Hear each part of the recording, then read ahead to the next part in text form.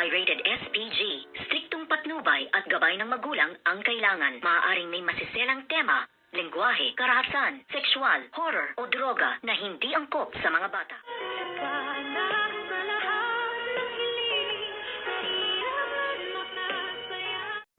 Good morning and welcome sa aking munting channel. At dito nga ay kinausap nitong si Harry, si Miss Lynette Santos, na kung maaari nga daw ay wag nang sampahan ng kaso ito ngang kanyang dad Carlos dahil hindi naman ito talagang masamang tao. At dito nga ay sinabi nitong si Miss Lynette Santos na ririnig mo ba ang sarili mo, Harry, dahil sa dami ng kasalanan at ginawa sa akin ng iyong dad ay hindi maaaring hindi siya makulong, at sa ginawa mong pagkonsinti sa kanya ay maaaring madamay ka na makulong. At sabi nga ni Harry ay hiwalayan niyo na lamang po si dad para wala nang gulo. At ito nga ay kinagulat nga nitong si Miss Lynette Santos ang pakiusap nga ni Harry na wag nang sampahan ng kaso ang kanyang dad. At dito nga ay sinabi dito ni Miss Lynette Santos na kahit na maghiwalay pa kami ng dad mo ay kasal pa rin kami at mag-asawa pa rin kaming dalawa. At dito nga ay sinabi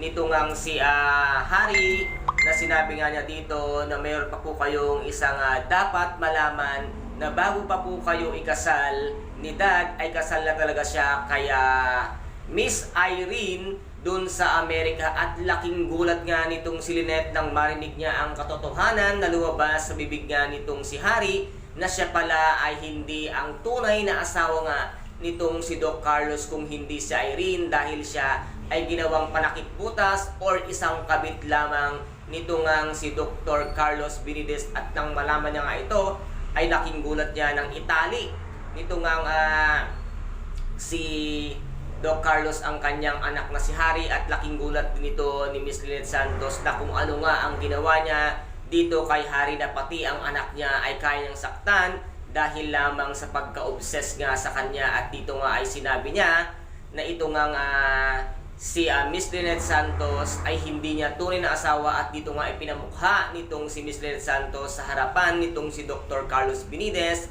na hindi mo ako asawa at huwag na huwag mo akong tatawagin asawa dahil ako ay isang kabit mo lamang, at si Irene ang tunay mong asawa at siya ang una mong pinakasalan bago tayo makasal. At laking gulat nga dito ni Doc Carlos nang malaman niya na alam na pala ni Miss Lynette Santos ang lahat-lahat nga ng katotohanan, kung kaya't ito ay lalapit niya sana para saktan. Ngunit talagang sadyang palaban na nga itong si Miss Lynette Santos at sinabi nga niya na sige, saktan mo ako ng saktan, kung yan ang gusto mo ay hindi siya manglalaban. At dito nga ay tuluyan niya ng iginapos at itinali nga itong si Harry dahil nga alam niyang si Harry ay magsusumbong na sa pulis at kakampi na nga ito kay Miss Lynette Santos. And guys, ito po ang ating pakaabangan kung ano pa ang mga kayang gawin nito ngang si Dr. Carlos sa kanyang anak na si Harry at kay Miss Lynette Santos na kanyang kabit sa ngayon. And guys, kung nagustuhan po ninyo ang aking videos for today, paki-subscribe na lamang po ng aking channel, paki-like and share para maging update kayo